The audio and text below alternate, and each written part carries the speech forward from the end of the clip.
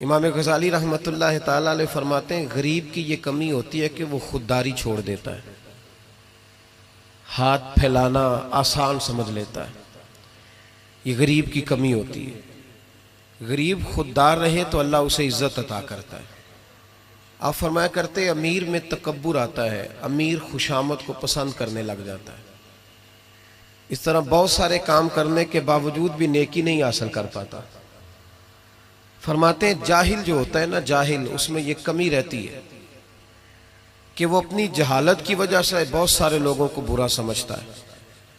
और आप फरमाते हैं आलिम, सूफी और दरवेश में ये कमी होती है कि वो कई दफ़ा अपने आप को दूसरों से बड़ा समझने लग जाता है, उसमें भी कमी आ जाती है। कई मेरी तरह के लोग बाहर खड़े होकर इंतज़ार कर रहे होते हैं कि नारा लगेगा तो महफिल में जाएंगे।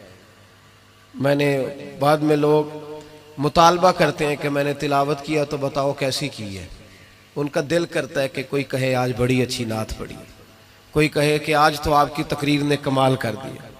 इमाम साहब फरमाते हैं ये कमज़ोरी है अंदर की, बातन की कमज़ोरियाँ हैं, ये नकायश हैं हमारे कि हम मुतमईन नहीं होते। उसका नुकसान ये होता है कि आहिस्ता आहिस्ता जिस्मानी ज़िंदगी परवान चढ़ जाती है, रूहानी ज़िंदगी कमज़ोर हो जाती है। रोटी खाने में लज्जत आने लगती है, नमाज पढ़ने का जायका ख़त्म हो जाता है।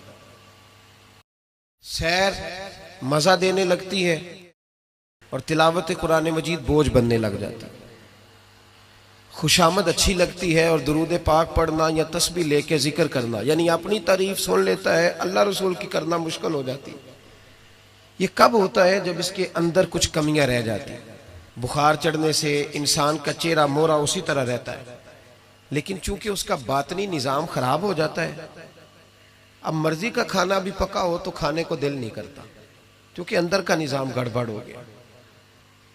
अगर तू अपनी इस कमजोरी को दूर करने में कामयाब हो गया तो फिर तू कामयाब है, और अगर तू इस कमजोरी में उलझ गया तो फिर तू पहले से भी ज्यादा तबाह हो। लक़द ख़लक़नल इंसान फ़ी अहसन तक़वीम है ये सबसे प्यारा, लेकिन सुम्मा रददनाहु अस्फ़ल साफ़िलीन, कई दफा गिर जाता है सबसे निचले तबके। एक गलती होती है, एक गुनाह होता है, उसको लोग ठीक नहीं करते, अपने आप पर मेहनत नहीं करते। एक गुनाह सारी बातनी बीमारियों का पेश खैमा बनता है।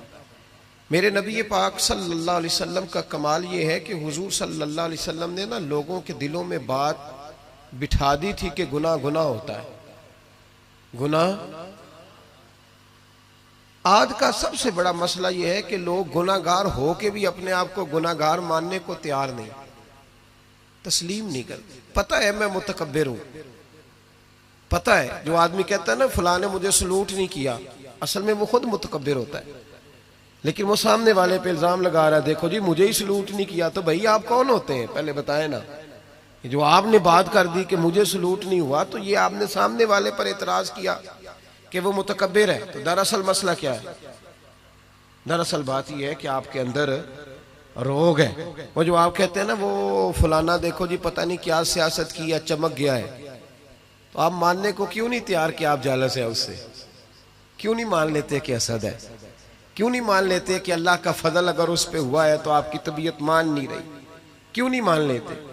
ये होता है, ये जो बातन का रोग है, इसी को सूफिया तरीकत कहते हैं, तज़किया नफ्स कहते हैं, तस्फिया बातन कहते हैं। इसी के लिए लोग किसी अल्लाह वाले के पास जाते थे, इसी के लिए अपने आप को पेश करते थे, इसी के लिए किसी खानका की मस्जिद में झाड़ू देते थे, इसी के लिए किसी अल्लाह के वली के जूते उठाते थे।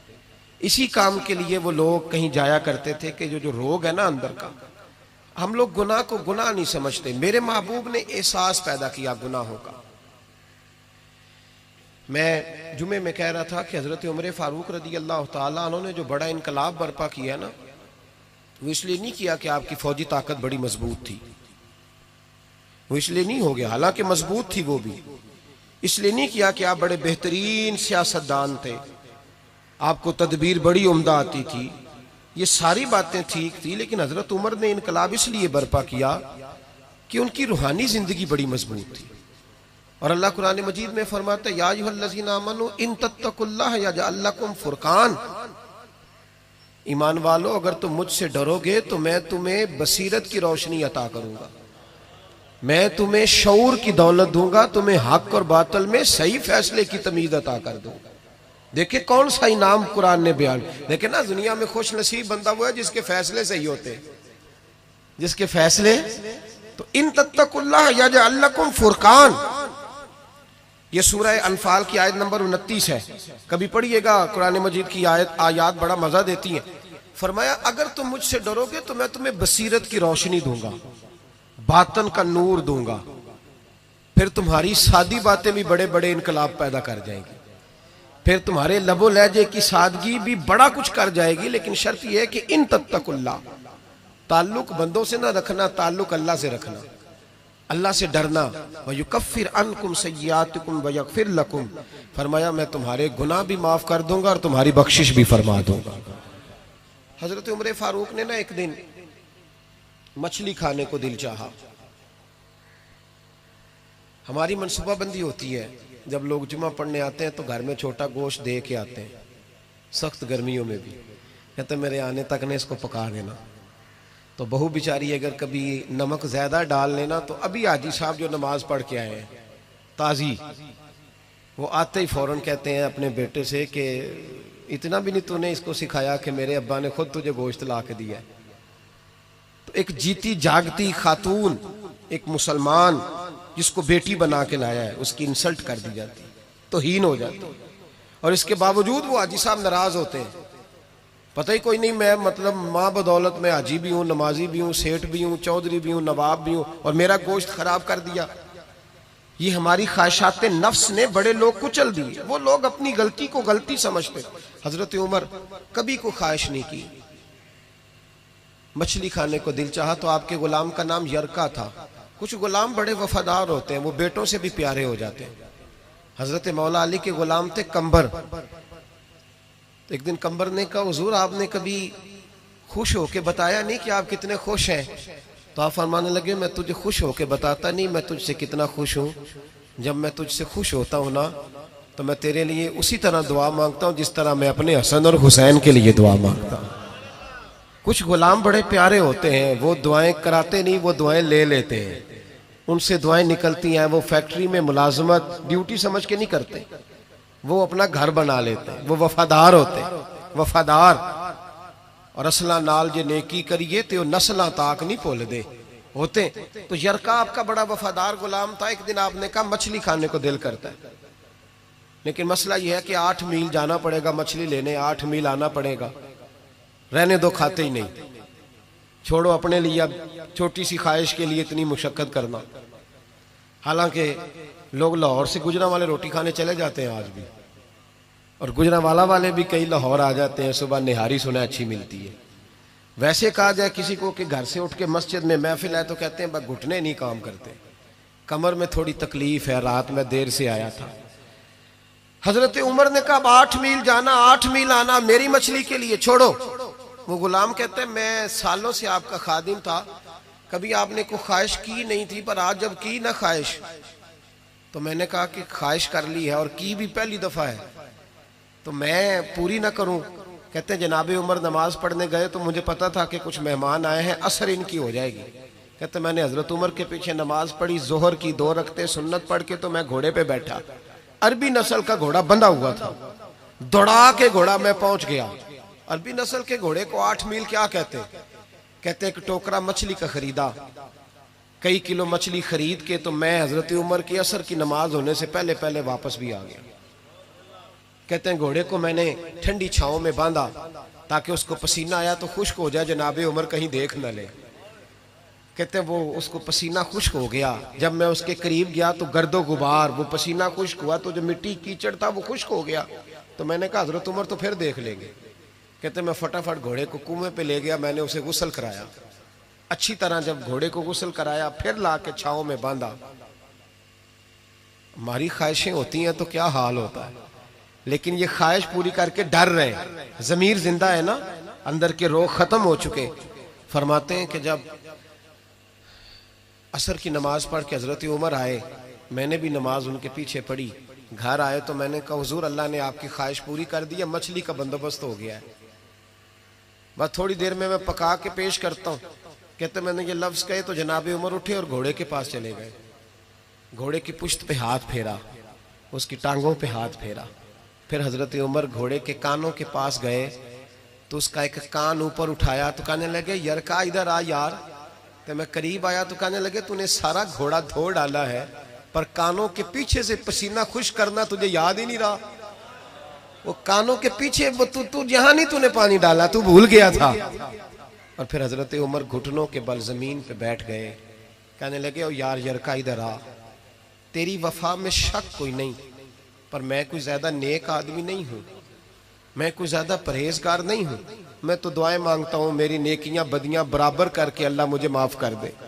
मैंने कोई ज्यादा तकवा नहीं इख्तियार किया। यार एक बात बता, अगर ये घोड़ा कयामत के दिन अल्लाह की बारगाह में कहे कि या अल्लाह उमर ने अपनी एक ख्वाहिश पूरी करने के लिए मुझे 16 मील का सफर कराया, ऐ अल्लाह मैं जानवर था, बेजुबान था, ये मेरी गलती थी, 16 मील का सफर एक ख्वाहिश पूरी करने के लिए। तो यरका तू बता मेरे जैसा वजूद का कमजोर आदमी मालिक के हुजूर घोड़े के सवाल का जवाब कैसे देगा। वो यरका कहते हैं मैं अपने बाप के फौत होने पे इतना नहीं रोया था जितना मैं आज रोया। मैं तड़प उठा कि हुजूर ये वाली सोच, ये वाला। यहां तो लोग अपने नौकर को 4 थप्पड़ मार के कहते हैं फिर क्या हो गया, मैं तेरा मालिक नहीं। उसको रुसवा करके कहते हैं फिर क्या हो गया, कोई बात है। यहां बहू को 20 गालियां देकर और गरीब रिश्तेदार को बुरा भला कहकर अपने मुलाजिम को लोग नीचा दिखा के खुश होते हैं। कहते हैं देखा ना, पता चला मैं चौधरी हूं, मैं अफसर हूं, मैं फुला होता हूं, मेरी चुदराहट। गुलाम रोने लगा। जनाब उमर कहने लगे अब इस तरह कर, घोड़े को थोड़ा चारा इजाफी डाल और जो तू मछली लेके आया है ना ये मदीने के किसी गरीब घर में ले जा और उन गरीबों को सारी मछली दे के कहना तेरी बख्शिश की दुआ भी करें, उमर की माफी के लिए भी दुआ करें। जब जमीर जिंदा होता है ना फिर इतनी सी बात भी बोझ बनती है, और अगर जमीर मर जाए तो लोग कत्ल की भी वजाहतें देने लग जाते हैं, लोग करोड़ों की करप्शन करके उसकी भी वजाहतें देने लग जाते हैं, लोग उसके हक में भी जब जमीर मुर्दा होते हैं। मेरे महबूब ने वयुज़क्कीकुम की शान के साथ कमाल ये दिखाया, जमीर जिंदा कर दी, जिंदा कर दिए जमीर। जरा जरा सी पढ़िए ना बुखारी, कबीला गामदिया की एक औरत नबी पाक की बारगाह में आई, कोई उसे गिरफ्तार करके नहीं लाया, किसी ने दुर्रे मार के नहीं मनवाया, खुद आई। आके अर्ज करने लगी या रसूलल्लाह मैं भूल गई थी, शादीशुदा होने के बावजूद जिना कर बैठी हूं और जब से गलती हुई है सारी सारी रात नींद नहीं आती, हुजूर मेहरबानी की जाए। नबी पाक सल्लल्लाहु अलैहि वसल्लम देखें यहां मुजरिम मानता ही नहीं और यहां मुजरिम क्या कह रहे हैं। हुजूर फरमाने लगे हमें कैसे पता चलेगा कि तूने गुनाह किया है, यानी तू साबित करके तो गुनाहगार है कि नहीं। इमाम नबवी शरह मुस्लिम में कहते हैं कमाल है कि वो खातून को साबित करना पड़ रहा है। तो वो रो के अर्ज करने लगे या रसूलल्लाह मेरे पेट में नाजायज बच्चा है, ये दलील है कि मैं गुनाहगार हूं, मेरा शौहर तो है ही नहीं। शारहीन ने लिखा है कि वो कहीं जिहाद पे थे या जो भी माना था, नाजायज बच्चा है। तो महबूब ने फरमाया गोया गलती तेरी है, तेरे बच्चे की तो नहीं ना, जा जब बच्चा पैदा हो फिर आना। सुनो कैद नहीं किया जेल में कि भाग ना जाए, इसलिए कि जिनके दिल कैद कर लिए जाए उनके वजूद कैद करने की जरूरत नहीं होती। फरमाया जाओ बच्चा पैदा होने पर आना।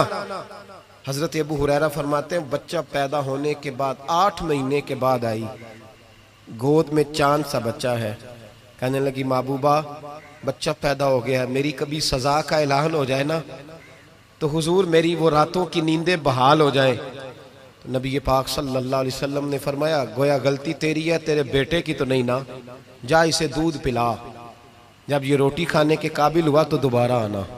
कैद नहीं किया, 2 सिपाही नहीं साथ भेजे। सहाबा कहते हैं फिर 2 साल के बाद आई, बच्चे के हाथ में रोटी का लुकमा है। आके अर्ज करने लगी महबूबा ये रोटी खाने लग गया है पर या रसूल अल्लाह मेरी नमाज की लज्जत चली गई। सोनिया मैं काबा तो दूर रह गया, मैं मस्जिद को भी गौर से नहीं देखती कि मैंने तो रब को नाराज किया हुआ है। महबूबा मैं तेरे जलवे भी गौर से नहीं देखती, मैं किसी सहाबी का चेहरा भी नहीं देख पाती। मुझे माफी मिल जाए, मुझे पाक कर दिया जाए, रहमत हो जाए।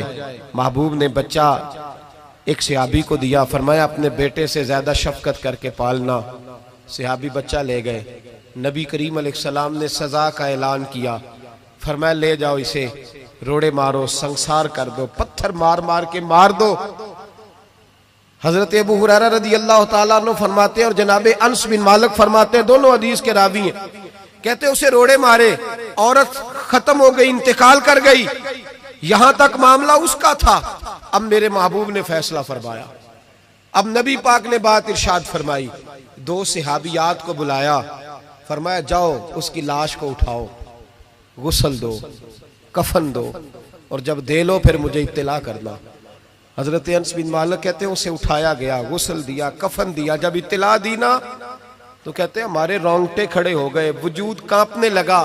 नबी पाक ने फरमाया सफ़े बनाओ, मैं खुद इसका जनाजा पढ़ाऊंगा, सफ़े बनाओ, मैं जनाजा पढ़ाऊंगा। समझने की बात, सफ़े बनाओ, मैं जनाजा पढ़ाऊंगा।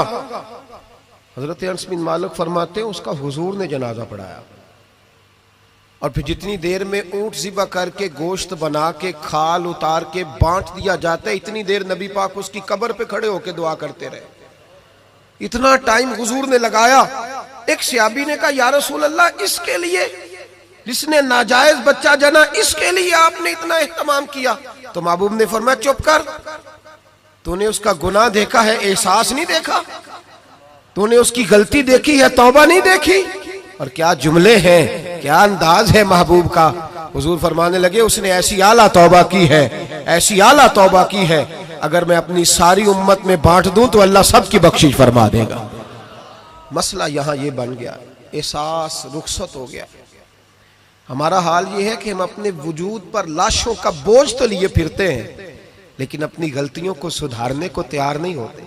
हम अपनी खताएं ठीक करने को तैयार नहीं। और ये याद रखें, आदतें बदल जाया करती हैं, आदतें बदलती हैं।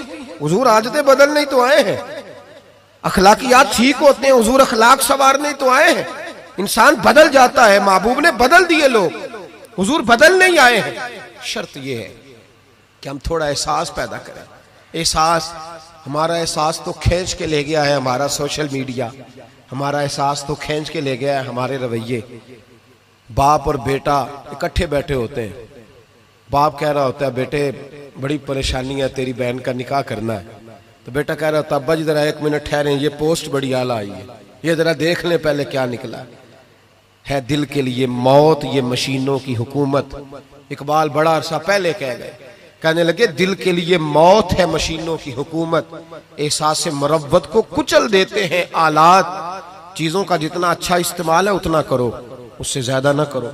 अब तो गंद घरों तक आ गया, अब तो मुजरे, बेहयाइयां, फहाशियां जेबों के अंदर चली गई हैं। मैं रात बड़ी दूर था तो मैं कह रहा था, वहां फिक्रे हुसैन कॉन्फ्रेंस थी, तो मैं कह रहा था इमाम हुसैन का दिन मनाने वालों, यजीद तो जुमे में खुतबा दिया करता था,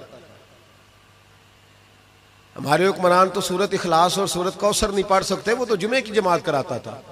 क्यों निकला इमाम हुसैन उसके खिलाफ? इमाम हुसैन के सारे खुतबे पढ़ के देख ले। इमाम हुसैन फरमाया करते थे तार के नमाज है, शराबी है और रंडियों का नाच देखता है, जिसमें ये चीजें पाई जाए वो मुसलमानों का हुक्मरान नहीं हो सकता। तो इमाम हुसैन ने तो फाशी और यानी शराब के खिलाफ अपना 6 महीने के लिए असगर से लेकर 18 साल के बेटे शहीद करा दिए। और मेरे मोबाइल में सारा गंद भरा होता है, फिर भी मैं 10 मुहर्रम पे 4 देगे उतार लेता हूं। सारी सारी रात बेहयाई देखना, सारी सारी रात फानी, फाशी और उरियानी को फरोग देना, और 10 मुहर्रम आना तो मोटे मोटे आंसू भी गिराना कि मुझे इमाम हुसैन से प्यार है। तो ये हमसे ना रकम होंगे कसीदे यजीद के। हम लोग तो हुसैन के सीरत निगार हैं। दुरंगी छोड़ के यक रंग हो जा, सरासर मोम हो जा या फिर संग हो जा। एक काम कर, सारा साल यजीद की फिक्र को प्रमोट करना, सारा साल यजीद का सपोर्टर वोटर रहना, बड़े शराबी के बड़ी फोटो के नीचे छोटी अपनी भी लगवाना, और 10 मुहर्रम को देगे पका के हुसैनी बनने की नाकाम कोशिश करना।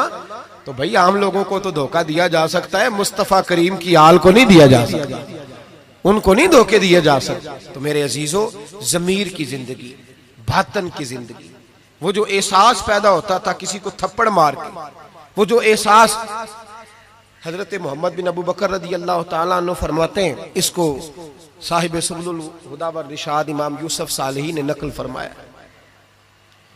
कहते हैं कि मैं हुजूर के साथ एक जंग पे गया तो वापस हम आ रहे थे, तो उस जंग में बड़ी फतह हुई। 5वां हिस्सा माले गनीमत का हमने सरकार की बारगाह में नजराना पेश किया तो 80 ऊंट हुजूर के हिस्से में भी आए, इतना नफा मिला। वापस आ रहे थे तो एक जगह शाम का वक्त हो गया, कुछ इलाका अच्छा मिला तो हुजूर ने फरमाया सफर आगे ना करो, यहीं पड़ाव कर लो, पता नहीं आगे जाके कोई ऐसी अच्छी जगह मुयस्सर आए ना आए। हालांकि हुजूर सारा कुछ जानते हैं, पर तालीम उम्मत के लिए फरमाया यही। कहते खेमे लग गए, रुक गए, एक एक खेमे में 2-2 4-4 आदमी। फरमाते मेरे खेमे में हजरत मोहम्मद बिन अबू बकर जनाब अबू बकर के साहिबजादे, तो मेरे खेमे में जो सियाबी थे ना वो बड़े मोटे ताजे थे, बड़े वजूद उनका बस्ततन फिल इल्म वल जिस्म, मोटे तगड़े। मगरिब की नमाज पढ़ने हम हुजूर अलैहिस्सलातु सलाम की बारगाह आली मर्तबत में हाजिर हुए। हुजूर के पीछे नमाज पढ़ी इक्तदा में। कहते नमाज मुकम्मल करके ना तो सियाबी का दिल किया मैं दस्त बोसी करूं। उस जमाने में लोग लकड़ी के जूते पहनते थे, खड़ाओं कहा जाता था। हुजूर के कदमैन शरीफैन पर नालैन मुकद्दस नहीं थे और हुजूर का वजूद ना बड़ा नाजुक था। सहाबा कहते हैं जब दस्ते मुबारक में हाथ मिलाते थे तो हुजूर का दस्ते मुबारक कस्तूरी से ज्यादा खुशबू वाला होता था और बर्फ से ज्यादा ठंडा होता था। तो फरमाते हैं हुजूर की बारगाह में ना नमाज के बाद जब सहाबा बिखरे तो वो भी आगे बढ़े सलाम। ये कुछ लोग आते हैं सलाम लेने, मुझे बड़ी तकलीफ होती है जब धक्के लगते हैं ना, तो मैं कहता हूँ यार ना आया करो, हम कौन सा कोई इतने एजाज वाले लोग, फिर धक्के लग। और कुछ इतनी मोहब्बत से सलाम लेते हैं, इतनी मोहब्बत से सलाम लेते हैं कि कई दफा जोड़ हिल जाते हैं, इतना जबरदस्त सलाम लेते हैं। वो पीछे खड़े होते हैं तो हाथ खींच लेते हैं। अब वो तबीयत भी नहीं चाहती कि किसी को कुछ कहा जाए, लेकिन वो बाद में महसूस होता है कि ये मोहब्बत हुई है और मोहब्बत में मामलात बड़े दूर निकल जाते हैं कई दफा।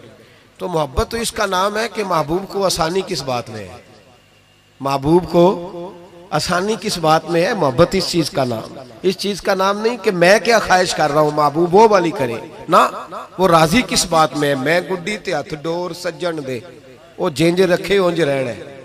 वाजिब नहीं जे विच शरीयत मंदा खसम नु कहना। बात तो यह है कि उसको आसानी किस बात में, आमदाम बरसरे मतलब। वो सलाम लेने के लिए जब आगे बढ़े ना तो जोश में दौड़ के आगे बढ़े। हुजूर के दस्ते मुबारक को चूमा, लकड़ी के जूते पहने थे, हुजूर के कदम मुबारक पे जूता नहीं था। उन्होंने अपने पैर से हुजूर का पैर दबा दिया। तो जो है मेरी बात पर, ये बाटा के जूते पहनने वाला जब किसी का पैर दबाता है ना और बंदा भी तगड़ा हो तो एक दफा समझ आती है कि किसी ने पैर दबाया है। तो महबूब के दस्ते मुबारक में छड़ी रहती थी, सुन्नत मुबारक है छड़ी रखना, आसा मुबारक। जब उस सहाबी ने पैर दबाया ना तो नबी पाक अब वो छोड़ भी नहीं रहे, देर हो गई, पैर पे पैर रख के खड़े। तो तकलीफ महसूस की सरकार ने, तो छड़ी पेट में चुभई, फरमाया यार मेरा पैर तो छोड़ दे। अब वो पीछे हटे तो बड़े परेशान हुए कि ये मुझसे क्या हो गया, कांपने लगे, रोने लगे। हुजूर ने फरमाया कोई बात नहीं जाओ। सहाबा ने भी जरा घूर के देखा, महबूब नीचे बैठ गए, अपना कदम मुबारक दबाया। हजरत मोहम्मद बिन अबू बकर कहते हैं अपने खेमे में हम लोग चले गए। इशा की नमाज भी हुजूर के पीछे पड़ी, पर वो सहाबी सारी रात सो नहीं सके। यार ये मुझसे क्या हो गया, गिरा जो उनकी निगाह से वो संभल नहीं सकता। मैंने हुजूर को तकलीफ दी, महबूब को तकलीफ दी। कहते वो तड़पने लगे, रोने लगे।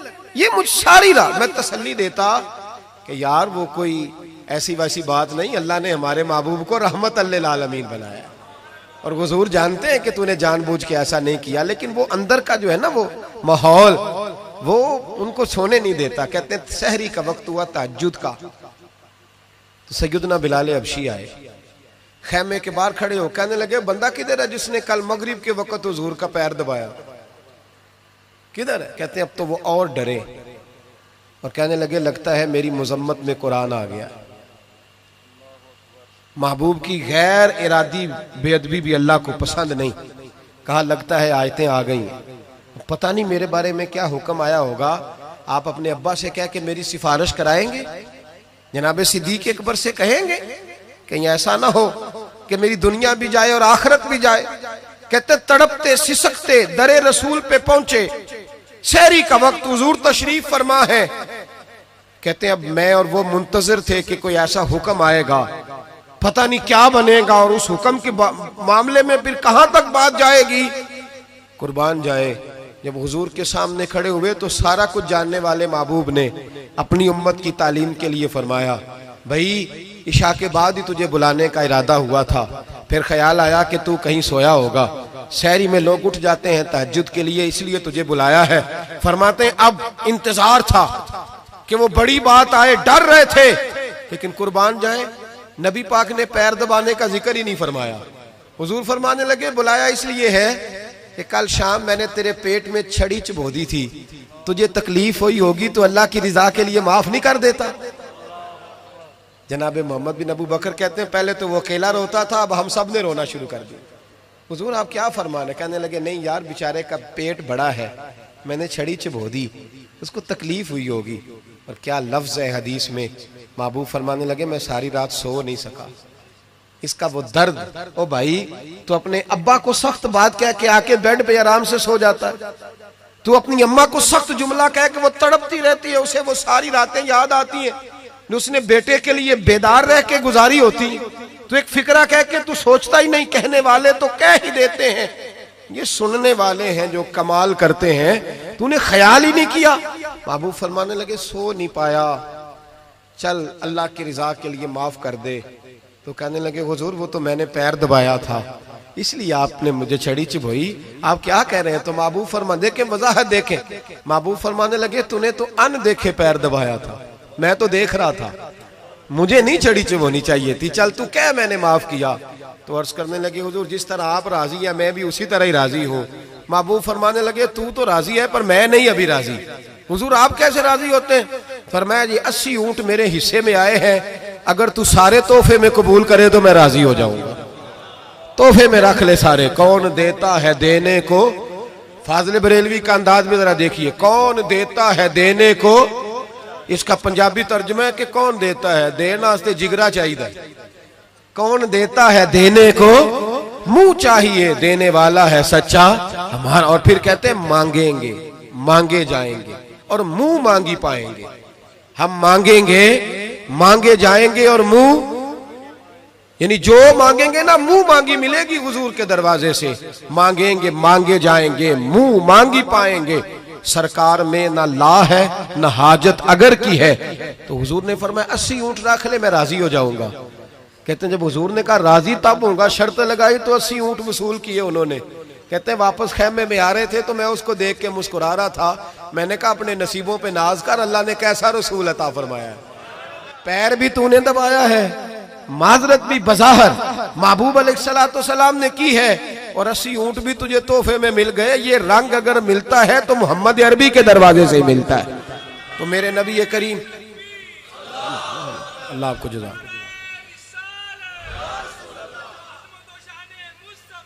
मेरे भाई जो मजमून मैंने आपकी खिदमत में छेड़ा है ना, जो बात वो ये है कि एहसास, अंदर जो कमी है ना, जो गलती है उसका एहसास। ये ना देखे सामने वाला क्या कर रहा है, कहते नहीं मैं सही से सही हूं और बुरे से, तो ये कमाल है कोई? सही से तो सारे सही होते हैं, अच्छे से तो है जी बंदा अच्छा है ना। एक बंदा मुझे कहने लगा जी मुझसे गलत बात नहीं बर्दाश्त होती, तो मैंने कहा सही बात बर्दाश्त करने की जरूरत भी नहीं होती, इसलिए कि वो बात ही सही होती है। मुझसे गलत बात बर्दाश्त तो फिर मसलन बर्दाश्त फिर क्या होता है? सही बात तो बर्दाश्त करने की जरूरत ही, गलत बात ही तो बर्दाश्त करनी होती है कि बर्दाश्त करके सामने वाले को समझाया जाए, उसे कायल किया जाए, उसे कहा जाए कि तू गलती पे है लेकिन उसकी बात बर्दाश्त की जाए। ईंट का जवाब पत्थर से दे देना ये कोई कमाल है?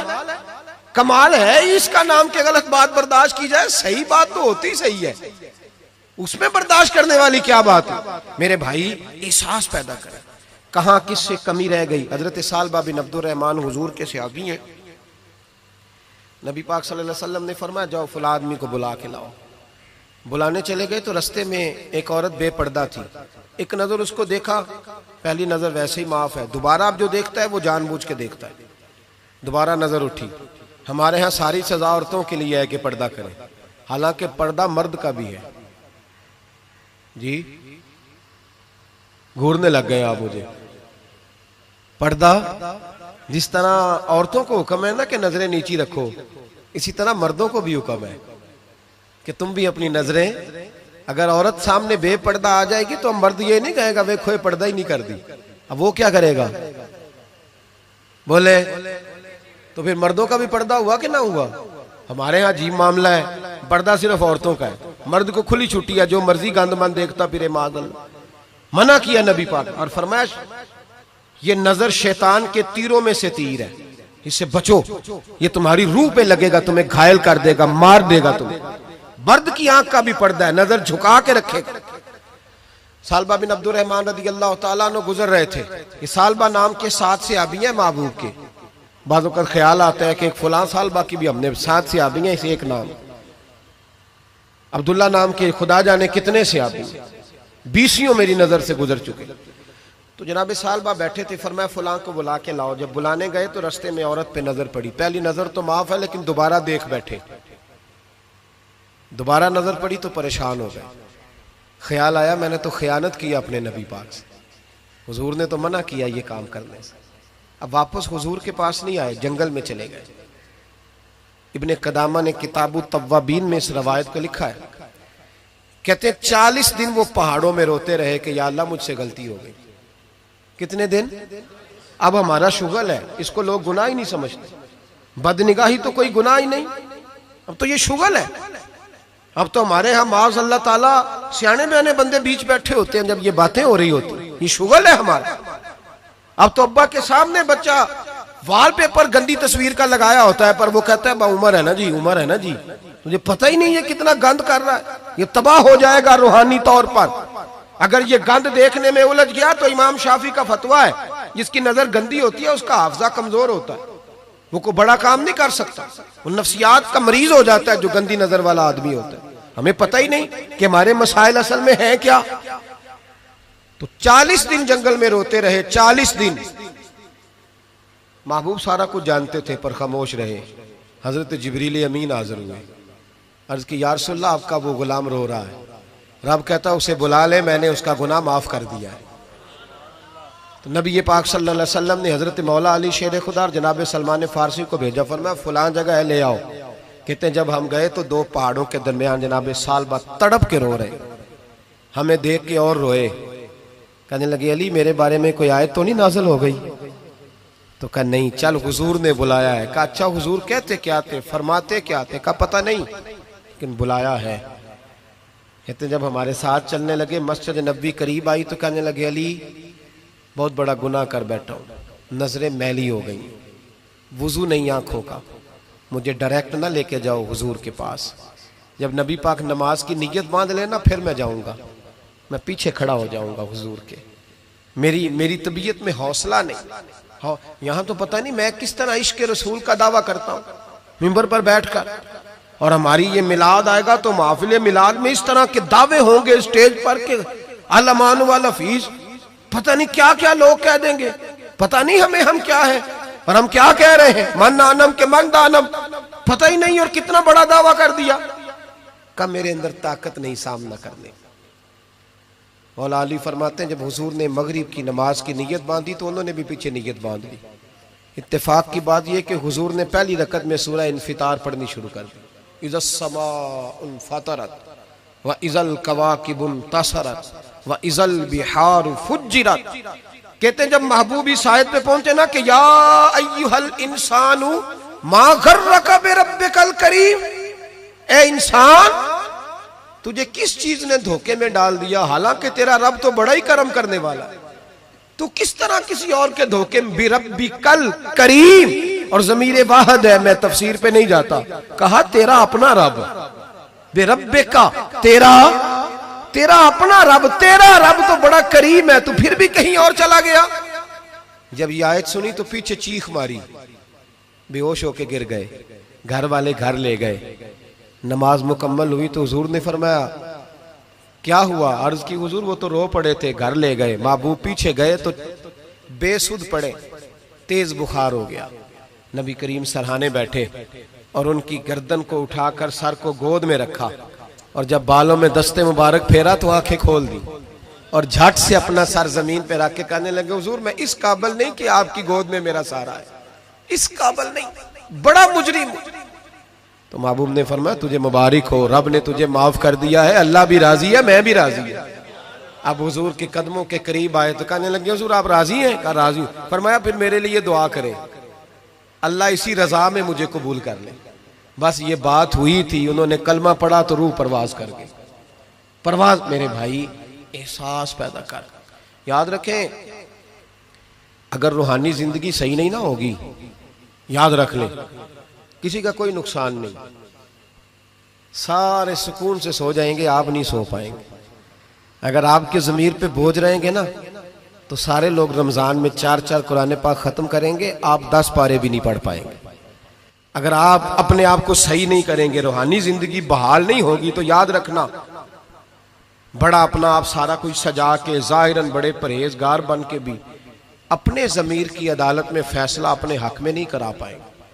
तिजोरियों से माल भरा हुआ होगा, लेकिन घर में सुकून नाम की चीज़ ढूंढने से नहीं मिलेगी।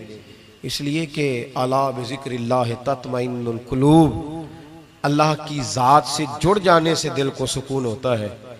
क्या बहुत बड़ी सज़ा नहीं मालिक की कि इंसान सारा कुछ करे, फारिग टाइम हो तो वो टीवी देखे? क्या बहुत बड़ी सज़ा नहीं कि 3-3 महीने की छुट्टियां भी उसे हों, लेकिन वो एक सिपारा कुरान पाक ना पढ़ सके? वो गप्पे मारने बैठे तो 6-6 घंटे लगा दे, और तस्बीह दी जाए तो 10 मिनट में बस हो जाए, दरूद पढ़ा ही ना जाए। ये सजा नहीं?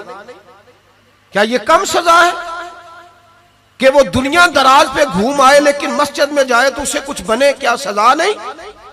अल्लाह से माफी मांगे, मिल के उसके हुजूर इस्तिगफार करें, बातन की जिंदगी आबाद करने की कोशिश करें, छोड़ दें बन बन के बैठना, आगे आगे बढ़ना, अपने आप को शुमार करना। हम तो मिलाद की जलसों में भी बड़ी कुर्सी तलाश करते हैं, हम तो दीनी महफिलों में भी कोशिश करते हैं कोई हमारा नाम लेके, सही नाम लेके पुकारे। कोई, मैं मियाँ चन्नू में था कल मगरिब में, तो एक साहब कहने लगे वली कामिल। मैंने बाद में उनसे कहा कि आपको पता है मैं क्या हूँ? इतना बड़ा दावा मेरे हक में आइंदा ना आप करें, और मत समझे कि आप थोड़े अच्छे बुरे जुमले इस्तेमाल करेंगे तो मैं खुश हूँगा। मैं जो हूँ ना, मैं उसके अंदर बड़ा मुतमईन हूँ, मैं उससे आगे नहीं बढ़ना चाहता। पता सारा है सरदार नू कीतियां दा, पता सारा है सरदार नू कीतियां दा, इदा पर्दा चपाया ही तेरा भला हो सी। वो बू अली सीना से, सुने जी सुने, बू अली सीना से किसी ने कहा था,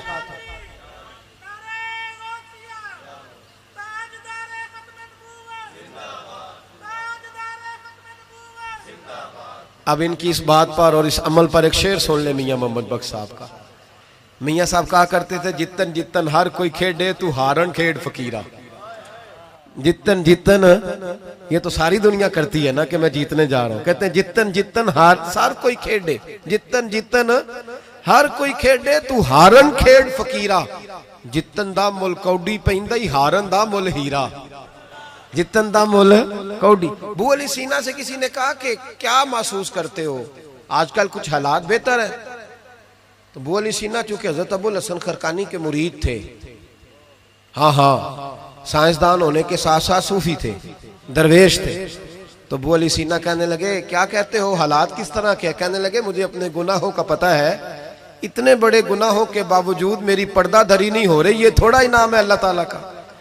और उसी जमीन पर उसकी नाफरमानी करता हूं, उसने रहने के लिए जगह दी हुई है, थोड़ा एहसान है उसका। मैं सुबह से शाम तक कितनी नाफरमानियां करता हूं, फिर भी पेट भर के रोटी देता है, ये थोड़ा एहसान है। तू कह रहा है आगे बढ़ा है कि नहीं, ये बड़ी बात है कि उसने जमीन पे रखा। आला हज़रत फाज़िल बरेलवी के वालिद मौलाना नकी अली खान साहब रहमतुल्लाह ताला अलैह, इमामुल मुतकल्लिमीन, उनके हालात में लिखा है, एक आदमी को आपने ना जगह दी, को 10 मरले आपका प्लाट था या 5 मरले का, उसने कहा हुजूर कुछ दिनों के लिए चाहिए, तो आपने वो जगह उनको दे दी, जैसे महल्लेदार दोस्त कोई शादी ब्याह। तो 10-15 दिन के बाद चाबी मांगी, उन्होंने दे दी, तो कुछ दरख्त उन्होंने काट लिए, कुछ अपनी मर्जी की तरमीम कर ली। तो मौलाना नकी अली खान साहब रहमतुल्लाह अलैह नाराज हो गए, फरमाने लगे मेरी जमीन थी, मुझसे पूछ तो लेते, कुछ तब्दीली करनी, तुम्हें पता नहीं मेरी मर्जी के खिलाफ तुमने मेरे प्लाट पर ये क्यों तब्दीली की? ये उस आदमी को कह के ना तो 2 मिनट गुजरे तो चीख मार के रो पड़े। कहने लगा हुजूर क्या हुआ? फरमाने लगे सोचता हूं मेरी 10 मरले की जमीन पर मैंने तुम्हें अपनी मर्जी नहीं करने दी, और मैं रोज अल्लाह की जमीन पर अपनी मर्जी करता हूं, रोज रब की। ये ख्याल आ गया, मानने लगे जाओ भाई जाओ, मुझसे गलती हो गई, जाओ। ये सोच जब पैदा होती है फिर बंदा रोज निखरता है, फिर रोज वो गुस्ल करता है बातन का, फिर रोज हर जगह से उसे नया से नया सबक मिलता है। बड़ा बंदा वो नहीं होता जो 20-30 कारें लेके चलता है, बड़ा वो होता है जो किसी और को बड़ा समझता है। जो अपने आप को छोटा समझता है, मेरे नबी पाक फरमाते हैं अल्लाह उसे बड़ाइयां अता फरमा देता। तिरमिजी में हदीस है। आज का सबक, आज का पैगाम यह है कि तज़किये की कोशिश करें। वइन्नका लअला खुलुकिन अज़ीम, खुल्के अजीम जो अल्लाह ने हमारे नबी को दिए और हुजूर ने हमें अता फरमाए, महबूब के सदके उस तरफ जाए। किरदार में आलापन पैदा कर। अल्लज़ी खलकल मौत वल हयात लियब्लुवकुम अय्युकुम अहसनु अमला। अल्लाह फरमाते हैं कि मैंने मौत और हयात इसलिए पैदा की है कि तुम्हारे अमल की क्वालिटी चेक की जाए। इंडस्ट्री में जब माल बनता है ना तो उसकी क्वालिटी चेक की जाती है। ये आम है, ये खाम है, ये वीआईपी है, ये वीवीआईपी है। फरमाया अल्लज़ी खलकल मौत वल हयात लियब्लुवकुम अय्युकुम अहसनु अमला। मौत और हयात क्वालिटी देखने के लिए पैदा की है कि तुम में ahsan अमल कौन करता है, अच्छा अमल देखें किसका है। बाकी अपने आप को बनाने संवारने से थोड़ा थोड़ा बचें, एक कदम थोड़ा पीछे हटें अपनी ज़ात के लिए, तो इंशाअल्लाह रूहानियत के लिए 11 कदम आपके आगे जाएंगे। दुआ करता हूँ जो कुछ मैंने कहा अल्लाह उसे कबूल फरमाए, और जहाँ हम भूल गए मालिक हमसे दरगुजर फरमाए। आमीन। हमेशा मिदहत खैरुल अनाम में गुजरे। दुआ है ये उम्र दरूद व सलाम में गुजरे। आखिर दुआ कर अल्लाहुम्मा सल्ली अला मुहम्मदिन मादनिल जूद वल करम व अलैहि व बारिक वसल्लिम। अल्लाह करीम हमारी इस हाज़री को कबूल फरमा, हमारे गुनाहों को माफ़ फरमा, हमारी गलतियों से दरगुजर फरमा। जो हम कहते हैं, सुनते हैं, समझते हैं, जानते हैं, उस पर हमें अमल की भी तौफीक अता फरमा। अल्लाह नेकी के रस्तों पे चलना हमारे लिए आसान बना दे। गुनाह और बदी से कल्बी नफरत अता फरमा दे। मस्जिद का प्यार अता फरमा, कुरान पाक की मोहब्बत अता फरमा, दुरूद व सलाम के जायके अता फरमा, अपने महबूब अलैहिस्सलाम के दरवाजे की सच्ची गदाई अता फरमा। हमारी औलादों को भी नेक फरमा।